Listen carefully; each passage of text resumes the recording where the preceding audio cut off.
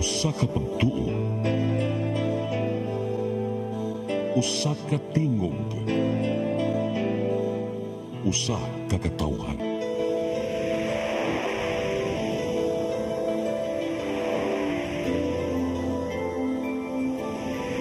Cebu Catholic Television Network.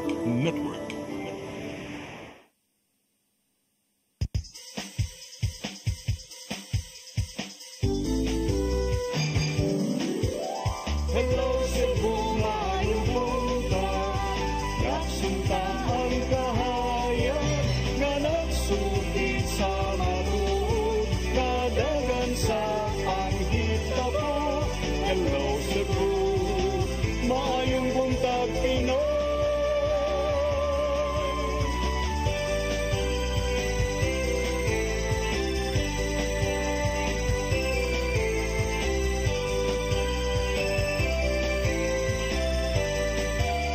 Ang pagtutulungan sa mga katawhan. Hello Cebu, hello Cebu, maayong buntag Pinoy. Maayong buntag Pinoy. Maayong buntag Pinoy. Hello Cebu, may buntag Pinoy, adlaw karong Huwebes, pizza 14 sa buwan sa Nobyembre tuig 2024. Sangan sa akong partner nga si Attorney John Destacamento, ako yung alagid sa kahanginan solo flight ta karong adlaw, Malu Inocando Tabar, uban ko hangtod sa alas 9 karong buntaga sa atong programang Hello Cebu, maayong buntag Pinoy. Sama sa naanda nato sa unahon paghatag kining lakat sa kahintang sa panahon, no? Tungod sab niining mga nagpaingon din nga bagyo. So, ning tunguran nestong linya, gikas pag-asa Mactan, Sir Jomar Eclarino. Good morning. Yes, Mama Lo, good morning sa tanan o sa atong tanan tigpaminaw. Kini atong latest weather update o sa atong mga latest information sa mga bagyo na atong gi-monitor. Sulod og gawas ng atong Philippine Area of Responsibility. Ang Typhoon Ophel, so nagkakusog na kini ito super typhoon, ganiha og undergoes kini sa rapid intensification. So ang super typhoon Ophel as of 7 a.m. ganiha base sa atong Baler og Daet weather surveillance radars na sa 165 kilometers east northeast or silangan amihan ng silangan sa may Tiague, Isabela. Maximum sustained winds sa 185 kilometers per hour doon sa sentro. Ang gastenes kini moabot sa 230 kilometers per hour. Kini nagrog sa direksyon sa amihan ng Kasadpan sa gipaspason na 15 kilometers per hour. Sa atong track og intensity forecast unyang alas 5 sa hapon na nakini sa coastal waters ng Gonzaga, Cagayan. Og natay mga tropical cyclone wind signals nakataas sa lalawigan sa Luzon. Signal number 5 ang northeastern portion ng mainland Cagayan. Signal number 4 ang southeastern portion ng Babuyan Islands. Northern ug eastern portions ng mainland Cagayan. Nakit na ang northeastern portion ng Isabela. Signal number 3 ang bambahin sa Babuyan Islands, west of Cagayan. Northern, central o southeastern portions ng Isabela, lakit na ang northern portion ng Apayao o ang northern portion ng Ilocos Norte. Napod mga signal number 2 ug 1 na naka-raise sa areas, probinsya sa Luzon, Ilabinas dito sa may northern Luzon. Kung mga lugar makasinati kining kusog na hangin dala sa bagyong Ophel. Og sa atong forecast track, maglandfall kini sa eastern coast ng Cagayan or northern Isabela karong hapon. Samtang lain na bagyo sa gawas ng PR atong gi-monitor na international ning Mani o tropical storm category. Nagilayo na 1,705 kilometers sa misidlakan sa Eastern Visayas. Maximum sustained winds na 75 kilometers per hour doon sa sentro. Ang gastenes kini moabot sa 90 kilometers per hour. Kini nagirog sa direksyon sa Kasadpan, habagatang Kasadpan sa gipaspaso na 30 kilometers per hour. Sa atong track og intensity forecast, unyang alas 8 sa buntag na nakini sa 1,370 kilometers east ng Eastern Visayas. O sa atong forecast track, posible kini makasulod sa atong Philippine Area of Responsibility karong adlaw o karong gabi na ay domestic ni bagyo Pipito. So padayon ta mag-monitor sa latest update sa mga bagyo natong gi-monitor unyang alas 11 sa buntag ang next weather update samtang atong weather condition diri sa Visayas lakip na ang probinsya sa Cebu makasinati ang panagsama panganuron ngadto na sa madag-umo na kalangitan ug may mga patak-patak na mga pag-ulan ug kini mga localized na mga thunderstorms. Hinay nga to na sa kasarangan na hangin masinati Sa Visayas, ug ang kadagatan malinawan nga na sa kasarangan ang pagbalod. Temperatura sa Cebu 26 to 32 degrees Celsius, haring adlaw mo salop alas 5:18 sa hapon, ang dagat mohunas alas 3:25 sa hapon, mutao po niya alas 9:47 sa gabi. Philippine Standard Time alas 8:12 sa buntag, gikan diri sa Mactan, paga sa Visayas, DOST Jomar Eclarino. Sir Jomar? Yes ma'am, good morning Yeah, ma'am. good morning. Medyo naputol to ganina na igamay ka ng putol sa signal, no? So, unsay pangan sa bag-ong musud nga bagyo? Yes ma'am, kining bagyo na atong gimonitor sa gawas ng PR, na siya international name naman ni. Once na makasulod kini sa atong PR is na ay domestic name na Bagyong Pipito. Pepito. Sir Jomar, kini atong nasinati karon nga kadag-om sa kalangitan ni ining buntaga. Related ba ni sa any of those weather disturbances or kuan lang ni, regular lang ni nga mga pagdag-om? Yes ma'am, wala tay direct impacts o epekto direkto ang Bagyong Ophel diri sa Central Visayas, lakip ng probinsya sa Cebu. So kining nasin natin ng mga dag-om tungkol sa mga isolated o patak-patak o mga localized ra na siya. Okay, so for the next few days, ingon ani ba lang sad gihapon ato ang weather conditions sa Central Visayas, Sir Jomar? So far, so nakita nato sa atong latest na regional forecast here in Central Visayas. So partly cloudy to cloudy with moderate to high chance of isolated rain showers and localized thunderstorms. So padayon ta mag-monitor once na makasulod ang Bagyong Pipito, because in the cone of uncertainty or in the cone of probability na mag-southward or mag-northward ang direction ng Bagyong Pipito is na-appeal ang northern portion of Cebu sa ating cone of uncertainty. So ibig pasabot, even though na diri siya sa may Eastern Samar or Northern Samar ang landfall area niya, in the areas of influence, mahagipsad ang northern portion of Cebu. So not yet rolled out na maka-issue ng signals diha sa northern portion of Cebu. Okay, so how many or mga unsang pitsaha ka or how many days from now nato makaingon nga nanatay clearer nga indicators regarding Bagyong Pepito, sir? Critical kining weekend, no, nakita nato 16 kining weekend, gabi na ang weekend. So kini atong bantayanon 16 or 17.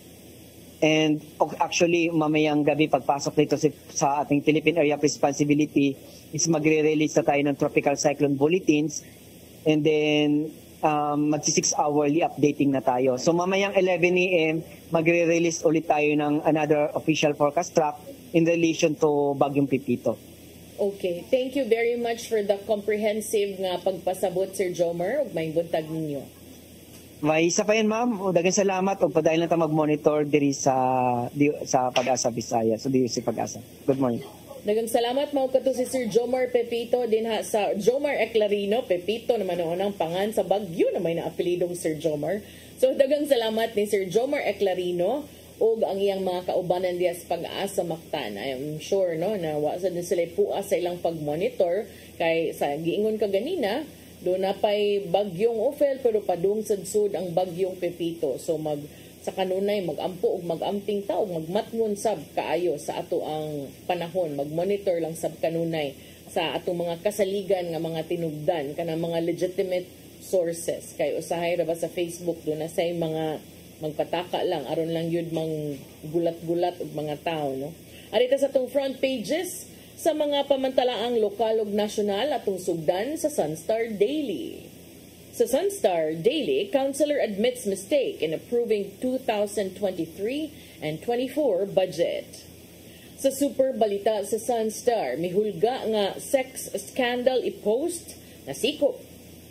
Sa The Freeman, nepotism complaint filed versus Garcia, wife allegedly hired when he was vice mayor. Sa Banat News, sa The Freeman, tinun-an patay human natagak gikan sa ikatulong andana. Sa Philippine Daily Inquirer, Duterte dares government to let ICC in before he dies. Sa Philippine Star, Rodi to ICC, start probe before I die. Sa Manila Bulletin, Duterte faces kin of extrajudicial killing or EJK victims. Ex-president dares ICC to probe him immediately. Ug sa tempo, Duterte to ICC, hurry up, come here. Mao gatong front pages sa mga pamantalaang lokal ug nasyonal. Sa among pagbalik amo ipadangat kaninyo at mga balita nga nahipos ng kaubanan sa CCTN News and Public Affairs team. Please stand by. Hello Cebu, maayong buntag Pinoy. Maayong buntag Pinoy. Maayong buntag Pinoy. Discover the beauty of the Philippines.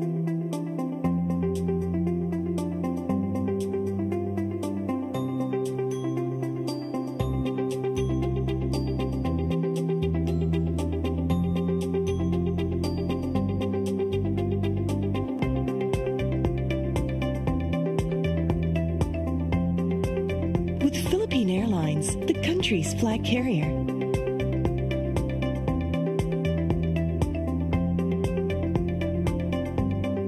The airline that lets you feel the warmth of the nation.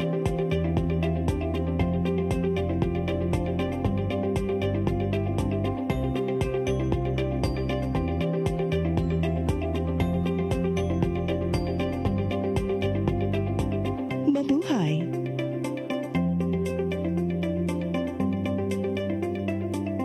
Start today. Unlock the secret to a healthier you. You're worth it. Health is wealth. Health Plus. Easy Flow and Health Lift Plus. Health is wealth. Your path to a new start. Nutrition, Exercise and elimination, water, sunlight, temperance, air, rest and recreation. and most of all, Trust in God. Learn from our doctors. Be blessed by the testimonies of our overcomers. Ang inyong programa, Alam sa may sakit, walay sakit, ug dili ganahan magkasakit. Ozone Med Wellness Clinic New Start. Napapanood every Saturday 8 to 9 a.m. Og ang replay airing matag Miyerkules 1:00 hangtod 2:00 sa hapon. Dinhilang sa CCTN Channel 47. New Start, Ozone Med Health and Wellness Talk.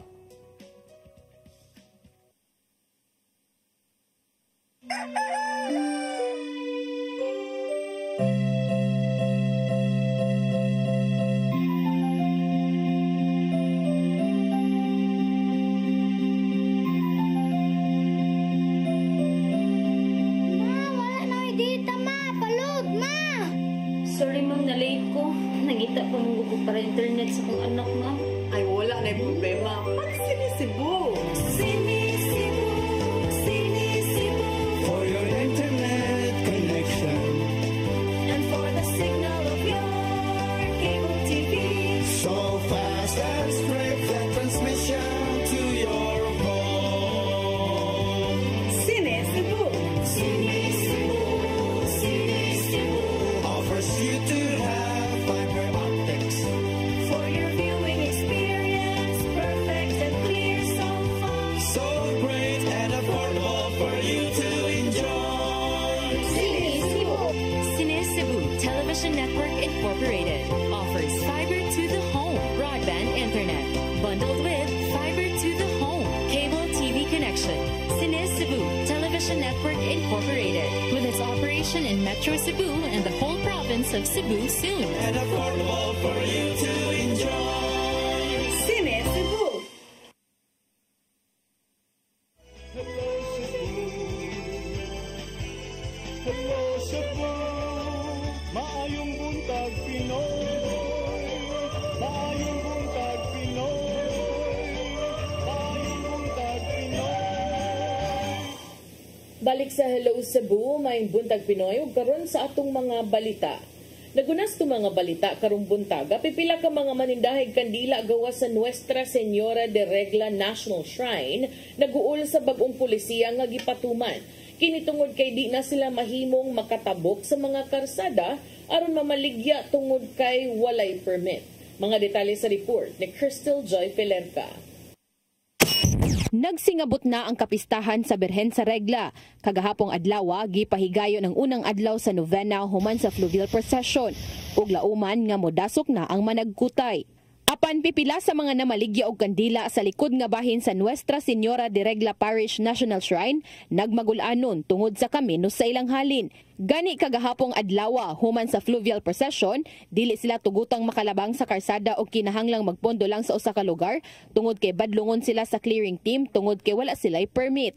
Gawas pa ni ana, dili na usab sila tugutang makabaligya sulod mismo sa simbahan. Usa sa manindahay nga si Jacqueline Arong nga kapin 30 na katuig na ninda, nibutyag nga wala sila nikuha og permit tungod kay nagkantidad kini og 1,000 ug magbayad sila og tag 200 matag adlaw. Butang nga bugat para kanila. Maglukad pa miyan na sir kay wala pa man mi matigom. Laming dakpon ipadakop mi. Ilang barguhon namong kandila. Apan gitataw ni Noli Cernio ang pangulo sa clearing team nga walay kamatuoran ang tag 1,000 nga permit. Matud niyang para sa mga manindahay nga taga-dakbayan sa Lapu-Lapu, tag 300 pesos nga special permit ang ilang bayaran alang sa 3 ka adlaw gikan sa Nobyembre 19 ngadto sa 21. Samtang ang kadtong dili mga taga-dakbayan kinahanglang magbayad og tag 200 pesos. Matud pa niya nga kini aron nga malimitahan ang mga manindahay nga dili taga-dakbayan sa Lapu-Lapu. Taon na last year nga pesta daghan nagkuan tungod sa nato mapasa-striktuhe. Kanang lugar. Oo, mo nagkaroon nga ato para ma-minimize ang bisita nga maligay kandila. Ato na sila gitaasan og ilang singil. Usab niya nga ang pagbadlong kanila kagahapong adlaw tungod lang kini kay gipahigayon ang fluvial procession apan hangtod mahuman ang novena, tugutan na silang makatabok sa mga karsada. Nga pag-fluvial ako gipasirahan kay samok man diha bayan niagi ang Mama Mary. So kaboy nga dili mahera ang prosesyon mo nagipasiran mga paninda. Cristel Joy Felerca, CCTN News. Sa layong bahin, edad sa mga nagmabdo sa dakbayan sa Mandawi nagkabata. Nagkadayang medical personnel sa layong nasod may bisita sa syudad aron pagpaambit sa nahibaw-an kabahin sa family planning. Ang kasayuran ihatod ni Mary Rose Sagarino. Nibisita kaganinang buntag sa syudad sa Mandawi ang mga medical personnel sa nagkadayang nasod sama sa Kenya, Nigeria ug Maryland. Ang pagbisita kabahin sa partnership sa Mandawi pagsalmot sa The Challenge Initiative ng Traditional Development Platform pagsuporta sa lokal nga kagamhanan sa family planning. Sila naghatag og suporta sa Mandawi pagpaambit sa ilang nahibaw-an, pagbansay sa mga health workers sa syudad, pagpalambo sa ilang skills. Sila nitabang usab sa pagpalambo sa pasilidad sa Mandawi nga muhaom sa mga kabatanunan. Gitutukan ang family planning ug intervention sa sexual and reproductive health ug pagtumong sa pag-ubos sa teenage pregnancy rate. Matud sa City Health Officer nga nagkabata ang mga namabdo sa Mandawi nag-edad og 13 anyos. Kabata ang mga nabuntis karon. But we don't want as much as possible for them to have another second pregnancy. So we also teach them a lot of things, no, to make sure that they go back to school. They engage in more productive activities rather than getting pregnant. Sa datos karong tuig 2024, sa usa ka libo nga nanganak sa Mandawi, moabot sa 34% niini ang mga batan-on nagedad og 15 ngadto sa 19 anyos. Mas taas kini itandi sa tuig 2020 hangtod tuig 2023. Kini bisan pa nagkadaghan na ang naggamit og contraceptive. Sa partnership, ang tulo ka team sa medical personnel mukuyog sa Women's Health Caravan sa Mandawi.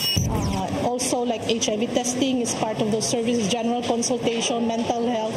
So they're there to observe, no, and these kinds of mga innovations nato sa Mandawi City. They've worked with us since September of 2023, so that's last year. Mary Rose Sagarino, CCTN News. Sa laing bahin, inflation rate kung pagsaka sa presyo sa mga palaliton may saka og 2.9% netong buwan sa Oktubre. Usa sa mga nabantayang hinungdan sa paglihok maong bating lakat sa kahimtang panahon. Ang kasayuran ihatod ni Gian Navarro. Gitaho sa Philippine Statistics Authority 7 nga nisaka ngadto sa 2.9% ang inflation rate kun dagan sa pagsaka sa mga palaliton niadtong nakalabay nga buwan. Mas taas kini og gamay itandi sa 2.1% nga inflation rate sa rehiyon niadtong September 2024. Pipila sa mga tinubdan sa nimong pagsaka sa kantidad sa mga palaliton mao ang food and non-alcoholic beverages ug ang transportasyon. Sumapa ni PSA 7 Director Engineer Ariel Florendo nga natandog ang presyo sa pagkaon tungod sa nasinating bating lakat sa panahon. Minumdumang sa nilabay nga buwan na tagamtaman sa Sugbo ang bagyong Christine apan wala pay natalang mga pagguba. Gani naguna sa listahan ang bugas o gisundan sa ubang agriculture products ang nakahatag og hinungdan sa nahimong inflation sa rehiyon isip top contributors. Not so big as the Luzon counterpart. Grabe ito nila, baha, those things. But not so damaging as Luzon. But we have some sort of problems also with Typhoon Christine. Samtang gilawman sa PSA 7 nga mosaka pa ang inflation ning nahabiling mga buwan sa tuig 2024. Tungod kini sa taas nga demand gikan sa mga konsumidor, diin lauman ang pagsaka usab sa mga presyo sa ubang palitonon. Hinuon na pamatud-an ang maong dagan sa inflation sa milabay nga tuig, diin taas-taas niadtong panahon sa Pasko. This year was up 2.9 against 7.9 of last year. So masing digit pa nila yung 8.5 ang rate. And hopefully that will be the case because makatawag nila sa all household. Nakikausab sa NEDA 7 nga posibleng matandog ang inflation rate sa rehiyon tungod sa gipatumang aumento sa suhulan sa milabayng buwan.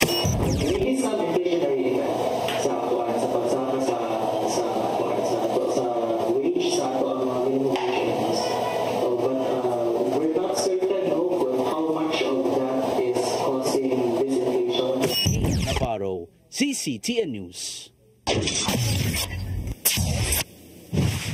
Sa dugang balita, pamilya sa grade 3 student nga namatay human na dasmagan sa motor, desididong mupasakag kaso batok sa driver bisag misuway na sa pag-areglo ang amo ni ini nga nakadasmag or ang amo sa driver nga nakadasmag. Ang kasayuran ihatod ni Crystal Joy Filerca. Sa CCTV footage, makita ang nahitabong pagtabok sa grade 3 student nga nadasmagan sa usa ka motor kagahapong adlaw pasado alas 5:40 sa buntag sa Changi Road, Barangay Babag, Dakbayan sa Lapu-Lapu. Kung diin ang maong 9 anyos nga tinun-an padong naunta sa iyang tunghaan. Ang pamilya sa tinun-an desidido mo pasaka og kaso batok sa 21 anyos nga driver sa motor nga si Felipe Natinga. Matod sa lola sa 9 anyos nga bata nga si Evelyn Berdon, isip mo'y nagatiman sa mong bata sakit para kaniya ang mawad-an. Sigun pa niyang adlaw-adlaw kini niyang ihatod o gagahapong adlaw mao'y unang higayon nga wala kini niya mahatod sa tunghaan. Karon kay wa man ko makahatod na kay naman ko apo lagi. Pito ka buwan ba. Namatama nagtrabaho man inahan alas 4. Wa na lang ko kay dako mga bata kapoy ko sig kugos pag eskwelahan. Tiguwang naman to. Uyog na lang ni ining ni eskwela ang duha ka mga igagaw nga nagpangidaron og 7 ug 10 anyos. Og nibalik kini sa ilang panimalay og nagpahibaw kaniya sa nihiaguman sa iyang 9 anyos nga apo. Samtang ang amo sa 21 anyos nga driver ni suway nga makigareglo sa pamilya. Matod ni Maricel Kalunod, andam silang moabaga sa mga gastuhonon. Magsabot lagi man kung makigkuan ba sila? Sila ra mong agdon. Pero willing na jud mo hatag mo assist. Oo, mo assist willing ra mo assist. Man sila gabi nga kung unsay mga bills nila bayron non mo text daw sana mo. Apan desidido ang pamilya sa 9 anyos nga mopasaka og kaso. Kaganihang udto gihikay na nila ang mga kinahanglang requisitos aron formal na nga mapasakaan og kaso si Natinga. Nagpasaylo niya. Wa man kuno ratuyon niya. Di man mahimo sa di pil di man amo patay man ako niya. Di man mahimo kinaman anak ko. Nga bata. Ako na ngayon lang ustisya sa ako apo. Crystal Joy Filerca, CCTN News. Sa atong katapusang balita, drug personality nga napasangin lang asset sa kapulisan, gipusil patay samtang nakig-transact sa duha ka mga suspetsado kagahapon sa kadlawon dinha sa Sitio Camagong, Barangay Lahugning, Dakbayan sa Sugbo. Usa sa duha ka mga suspetsado na ilhana ug pulos kini giingon na lang bigit sa illegal nga drugas. Ang kasayuran ihatod ni Arnold Bustamante. Patay na nga naabtan sa mga sakop sa Mabulo Police Station ang usa ka lalaki nga giulo sa pagpusil sa duha ka mga lalaki alauna 40 ganilang kadlawon sa sitio Kamagong nga kilid sa Gran Con, Barangay Lahog sa Dakbayan, Sugbo. Ang biktima giilanga si John Michael Ibanez, 20 anyos, nga residente sa Bac APM Barangay Mabulo sa siyudad sa Sugbo. Matod sa mga standby sa lugar nga nakadungog na lang sila og duha ka mga buto sa armas ug pipila ka segundo adunay duha ka mga lalaki nga nagdagan padung sa Dalan Kabantan, Barangay Lu sa Dakbayan, Sugbo nga nagsulob og mga t-shirt nga kolor puti ug green. Usa sa mga saksi ang gabi ilasa usa sa mga suspitsado nga si alias G. Lord nga taga Barangay Carita sa Dakbayan sa Sugbo. Matod ni Police Major Romeo Kaakoy Jr., hepe sa Mabulo Police Station, nga base sa lang nakuha nga kasayuran nga nadudahan ang biktima nga si Ibanez nga asit sa mga pulis. Din siya aga gipasanginlan nga bitog ang kinsa aga nalambigit sa legal nga drugas sa kareta. Nailaw sab si Ibanez nga nalambigit sa pagpamaligya ng illegal nga drugas ug niadtong tunguran nakigtransak kini sa mga suspitsado nga mopalitog shabu ug didto mag-abot sa sitio Kamagong sa Barangay Lahog. Dol na nadudahan sa no nga nayo sa kuan niya sakop kanap sanginlan niya siya mo ina sa hatag og impormasyon sa atong kapulisan nya mauto katong panahon na i-transact siya padto siya sa lugar nga moto na si kuan dito nga yadto siya o dito na nahitabo ang pagpamusin. Nila ang usa sa mga suspitsado matod ni Kaakoy nga dunay amo nga naa sa sulod sa Cebu City Jail nga gituan niya nga may nagsugo nga ipapatay ang biktima. Wala lang una nganli ni Kaakoy kinsa ang mao nga personalidad apan nagpadayon pa sila sa ilang gihimo garon nga manhunt operation. Aduna nami kuan no na identify nga usa nga suspect mo na mong ipangita karon. Pero nani siya kontak nga naapod sa dito sa sud sa kuan.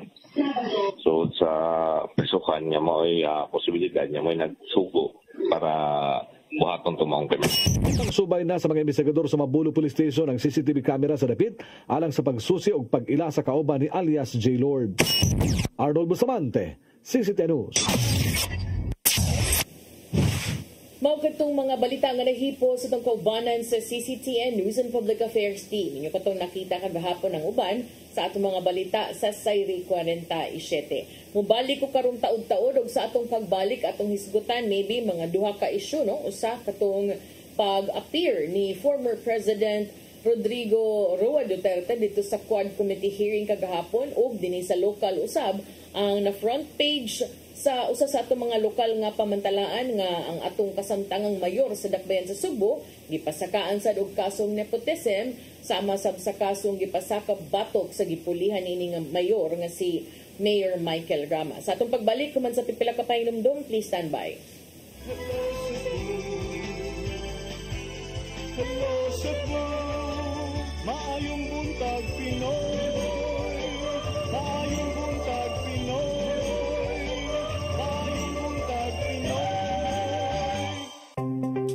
Discover the beauty of the Philippines.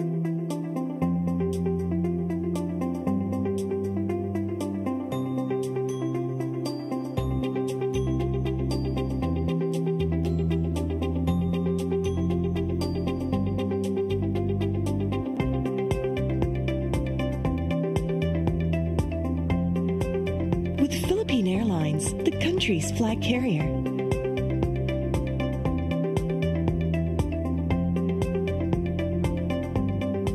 The airline that lets you feel the warmth of the nation.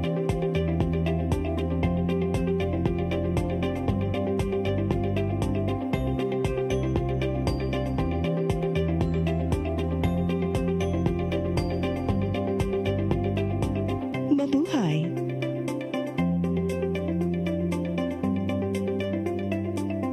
Your path to a new start. Nutrition. Exercise and elimination. Water. Sunlight. Temperance. Air. Rest and recreation. And most of all, Trust in God. Learn from our doctors. Be blessed by the testimonies of our overcomers.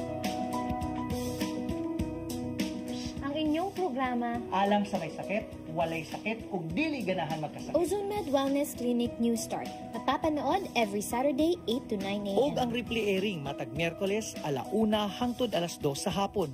Dinhilang sa CCTN Channel 47. New Start, Ozone Med Health and Wellness Talk.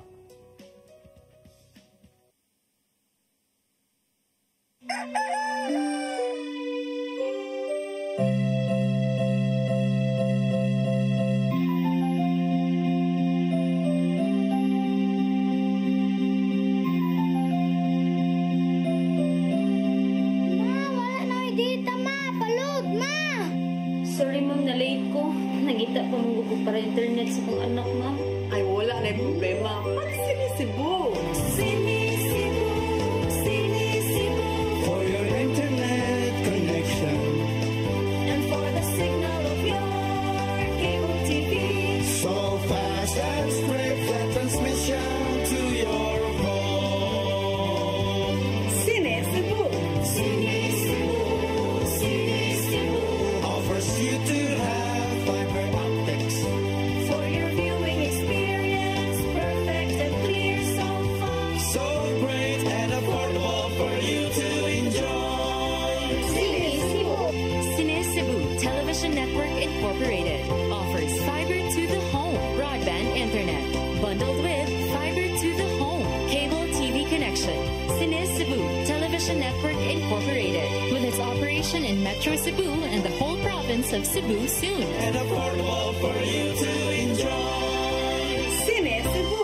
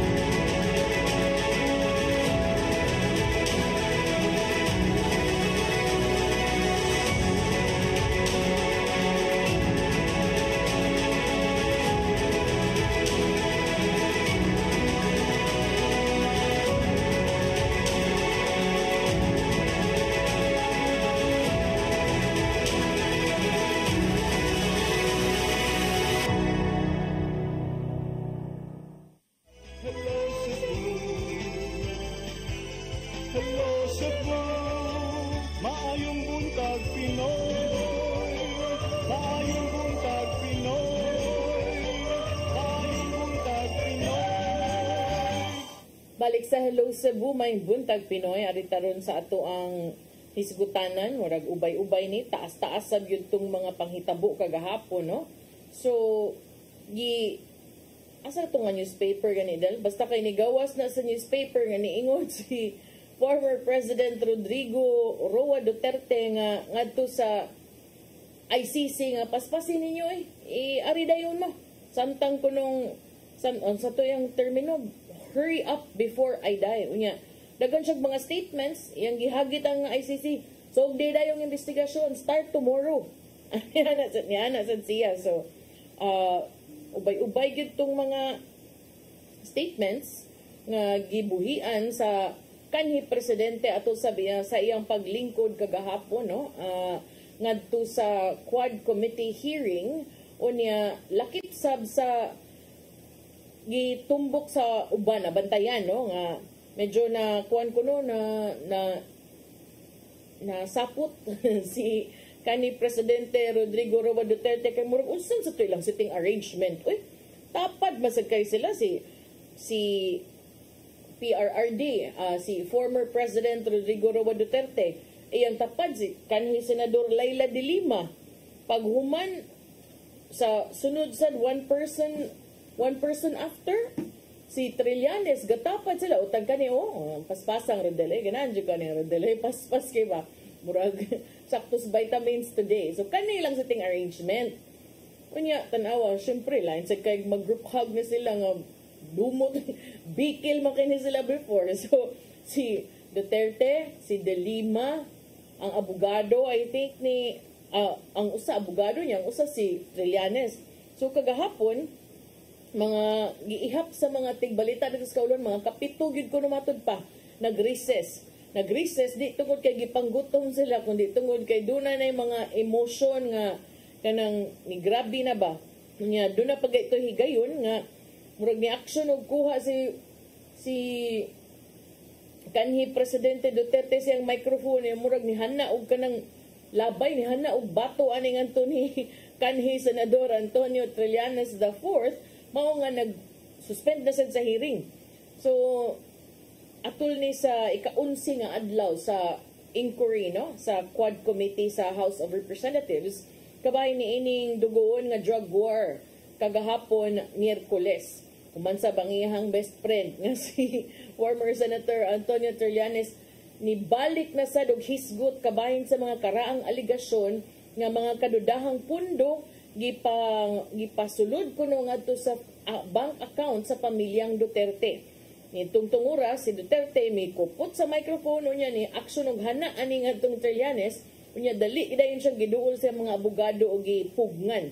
Mao to nga na suspend for 7 minutes ang maong hearing. So kagahapon ubay-ubay no, there were also a lot of statements unya sa pagluwat sa presidente og pamahayag ni resulta sab kini sa pagluwat sa og pamahayag sa Malacañang nga di man ta kay ni sila tingog ani no. So far but karon more tingog na apan di pa ta mo abot anang statement sa palasyo. Kagahapon usab niingon si Duterte nga niangkon siya dito. Hug sa giangkon siya no kay iya mang gisubli nga giingon nga nipatay siya og unom ngadto sa 7 ka mga tawo sa dihang siya mayor sa dakbayan sa Davao ug nitumbok nga siya magsuroy-suroy sa syudad naghuwat og higayon nga makapatay og mga kriminal. Sa House of Representatives Quad Committee hearing ang Gabriela Party List representative nga si Arlene Brosas nangutana kang Duterte kung tinuod ba nga nipatay siya mga tawo sama siyang gihisgutan kaniadto.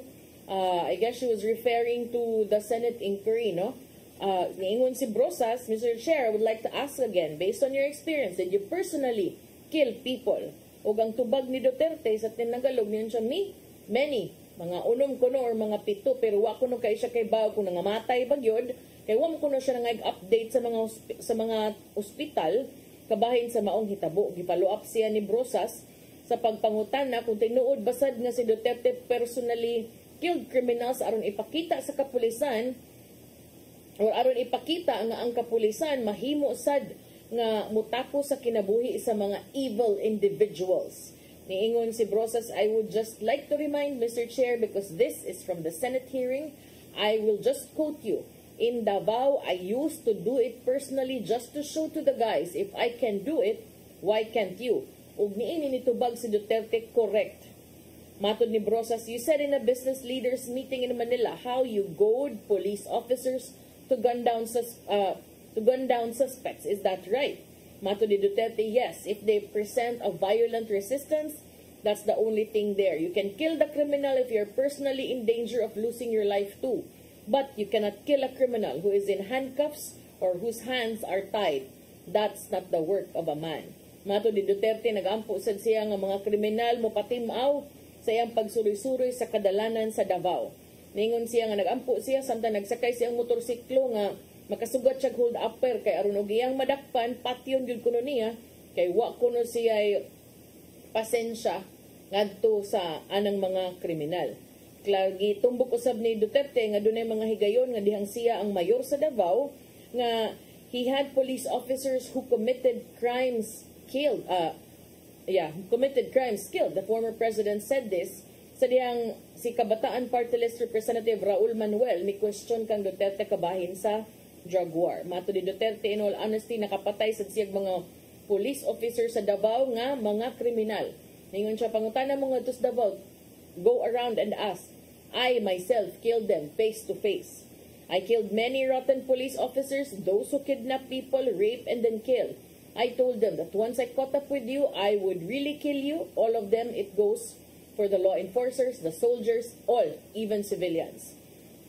Mga gipangbutyag sa mga kanhi police official, sama ni retired Colonel Rina Garma, naghisgot kani adto kabahin sa kining gitumbok nga reward system sa administrasyon ni Duterte sa ilang pagpatuman sa drug war ug nakapahingusog sab kini sa pagtuo sa mga magbabalaod nga dunay mga irregularities nga nahitabo sa maong operasyon.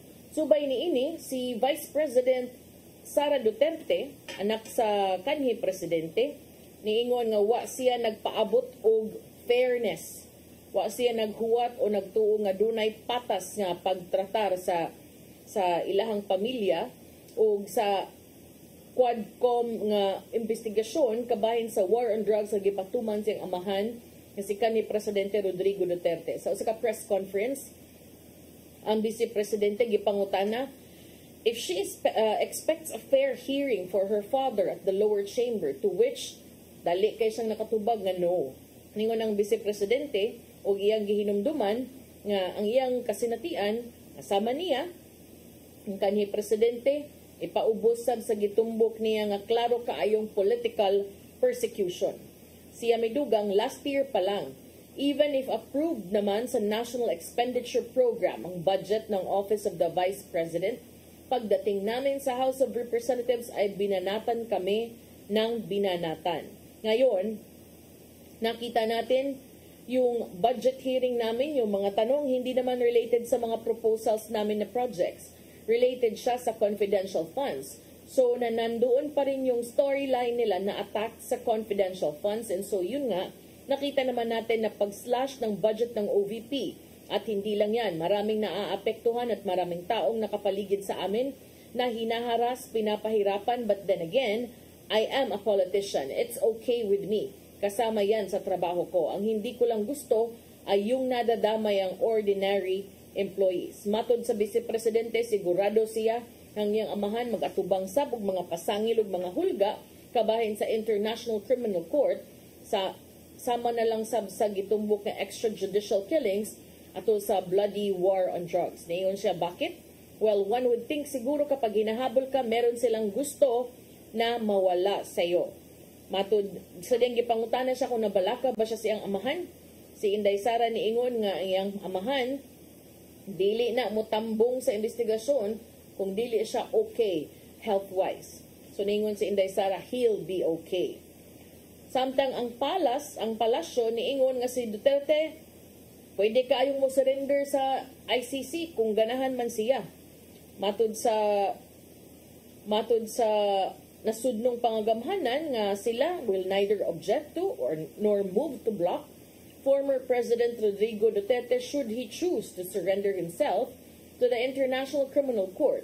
Kini mo'y gibutyag sa palasyo sa Malacanang kagahapon. Kini mong pamahayag mitumaw human usab si Duterte mihagit sa ICC ato sa House Squad Committee hearing nga sugdan dayon ang ilang investigasyon sa gitumbok niyang crimes against humanity nga nahimo ato siyang administrasyon sa pagpatuman niini sa anti-drug campaign. Sa usa ka pamahayag ngadto sa mga tigbalita, si Executive Secretary Lucas Bersamin miingon, if the former president desires to surrender himself to the jurisdiction of the ICC, the government will neither object to it nor move to block the fulfillment of his desire. Siya midugang that if the ICC requests Interpol to issue a red notice and send it to the Philippines, the government will take it seriously. But if the ICC refers the process to the Interpol, which may then transmit a red notice to the Philippine authorities, the government will feel obliged to consider the red notice as a request to be honored, in which case the domestic law enforcement agency shall be bound to accord full cooperation to the Interpol pursuant to established protocols. Sa diyang gipangutana sa gipangayo ang komento ang Department of Justice, midason usab sa pamahayag ni Bersamin ug mitumbok na samtang ang Pilipinas dili na kabahin sa Rome Statute, it is still a member country of the Interpol. Matud ni DOJ spokesperson Miko Clavano sa iyang mensahe ngadto sa mga tigpalita nga kung ang dunay request nga himuon ang ICC pinaagi sa Interpol ug ang Interpol will also relay such request dinhi sa Pilipinas, ang Philippine government may have to give such request a due course. Matud kay dumduman kagahapon ato sa Quad Committee hearing gipangutana si former President Duterte ni Representative Arlene Brosas sa Gabriela kung mo-cooperate ba siya sa investigasyon. Lakip na sa investigasyon sa ICC o gitubag siya ni Duterte sa pag-ingon nga ang ICC is welcome to start its probe as soon as tomorrow, pasabot today, November 14. Ngayon sa Duterte, ICC ma'am, I'm asking the ICC to hurry up and if possible, they can come here and start the investigation tomorrow. This issue has been left hanging for so many years. Ang tagal ma'am, baka mamatay na ako, hindi na nila ako maimbestiga. So I'm asking the ICC through you na magpunta na sila dito bukas, umpisahan na nila ang investigasyon. So, ambot, unsa man kay tubag ani sa ICC, this statement of the former president has already made it also to international news channels. Unya, hasta sad ang tubag sa palasyo, no? Na mantala na sad ni sa nagkalain-lain nga news sites abroad. So, tanaw na tog unsay tubag sad sa ICC kabahin ni ini. Unya murag na apikim data ay gamay naman day kay oras. Ato lang sa ning ipasud gamay kining kuan. Kaning front page karon kabahin aning reklamong gipasaka batok ni Vice Mayor ay kanhi Vice Mayor karon Mayor Raymond Alvin Garcia. Unya kani anonymous complaint ra ba ni? Pwede man na sa Office of the Ombudsman. So dunay ni sangat og anonymous complaint niadtong Nobyembre 8 ngadto sa Office of the Ombudsman nga nagpasangil kang Cebu nagpasaka og reklamong grave misconduct and nepotism batok kang Cebu City Mayor Raymond Alvin Garcia. Sama sa akong giingon kaganina before the break kining maong reklamo. So sama sabni sa reklamo nga nakaingon sa pagka-dismiss ni Mayor Michael Rama sa iyahang pwesto isip mayor. This as the Cebu City Council yesterday ni request usab sa DILG nga muhatag nila og order of implementation sa desisyon sa Office of the Ombudsman nga nagdismiss sa serbisyo ni kanhi Cebu City Mayor Michael Rama. Kini human si Vice Mayor Donaldo Ontiveros usab ni delivered privileged speech ato sa silang regular session or matubag ang mga pangutana nga nang kabahin sa iyang paglingkod isip full-fledged vice mayor sa Dakbayan sa Sugbo. So ang ubang mga supporters no hindi ginamalikayan nga inaana gyud kay mousad ang ipasaka sad. So di kita kabaw ani kung di nagikan kay anonymous man. And as I said, ang Office of the Ombudsman mahimo mang mudawat og mga ingon-ani nga mga reklamo. So kabahin ni ini gitumbok sa maong anonymous complaint nga do sa Office of the Ombudsman nga si Garcia ni appoint sa ihang asawa nga si Julian K. Trosca Garcia sa dihang siya Vice Mayor pa sa Dakbayan sa Sugbo. Matud pa tipik sa maong reklamo nagtumbok nga si Mrs. Garcia mo report kuno sa Office of the Vice Mayor and performs her duties and responsibilities under the direct supervision and control of her husband. In fact, she stays at the office of the Vice Mayor for the entire workday, supervises and directs the staff there, and engages in other related tasks, such as holding meetings and coordination with other departments in the said office. Garcia allegedly signs the daily time record and other Human Resources Development Office documents, thus exercising immediate supervision over his wife's work and performance. Kini matud pa, klaro nga case of nepotism na gidili sa balaod. Gitumbok sab niini ang memorandum sa Civil Service Commission nga nag-ingon nga in the Local Government Career Service, the prohibition extends to the relatives of the appointing or recommending authority within the 4th civil degree of consanguinity or affinity, except teachers, physicians, persons employed in a confidential capacity, and members of the Armed Forces of the Philippines. As such, the nepotism rule accordingly covers all kinds of appointments, whether original, promotional, transfer, and reemployment, regardless of status, including casuals and contractuals, except consultants. Sa dihang gipangayuan sa iyang komento, si Mayor Raymond Garcia niingon wa pa siya makadawat og kopya sa reklamo, so di pa siya makaluwat og pamahayag. I cannot comment on something that I did not see yet. So ato ning susihon, kinsa man gyud ka ang nag-file ani? Unsam sa gyud kay padulngan ani? Tinuod ba sa gyud ka? Ngayon gi-appoint ang iyang asawa og unsa man say posisyon ani? To nang atangan kay for sure nagkadugay, nagkalami, nagkainit ang politika sa dakbayan sa Sugbo. Padayon mo diha. Importante, bahalag mag-unsa mo sa mga kinabuhi. Importante, ayaw lang yung pasagdi ang pagserbisyo sa mga tao nga nagbutang ninyo sa katungdanan. Anyawa naman tayo oras, ato ipadangat ang giandam ni Tatay Dodong nga niyang pulong o kinabuhi.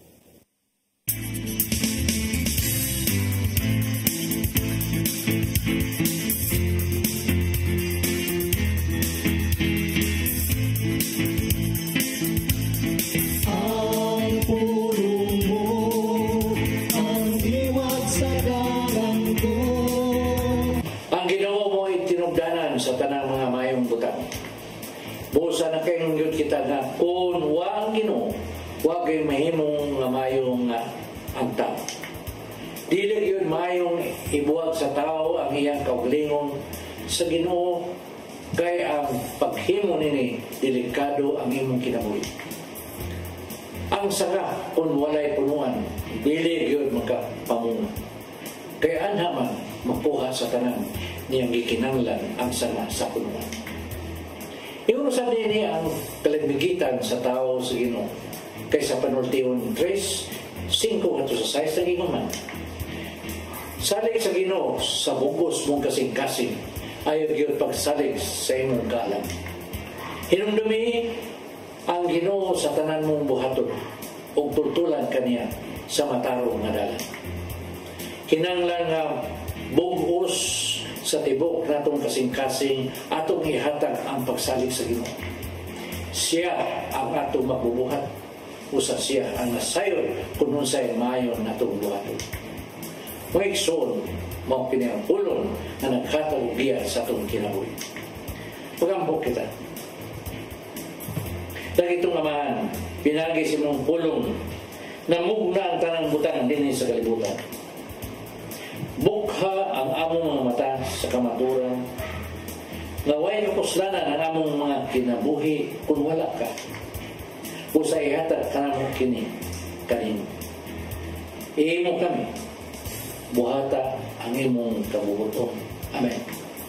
At sa mahal sa Espiritu Santo. Ang pulong mo, ang diwag sa dalang ko. Pulong og kinabuhi ni Tatay Dodong Limsua mo'y nagtapos sa atong tulumanon. Dagang salamat sa Philippine Airlines. Thank you very much, Archbishop Jose Palma. Nanay Dayan ng Tatay Dodong Limsua, thank you. Sir Dennis Tabar, salamat. At mga kaubanan sa TOC, Sir Robert, Miss Inday, Sir Matmat, Miss Mabel, Miss Joanne. Sa newsroom, Sir Michael, Sir Adel, Sir Raymond, Sir Bruce, ug diri sa studio, si Ferdy.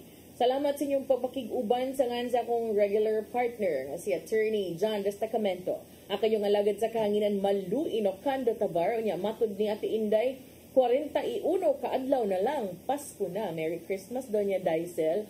And thank you so much. Thank you so much. Pasalamat ba? Ako si Malu Inocando Tabar. See you tomorrow sa atong programang Hello Cebu, may buntag Pinoy. God bless us all.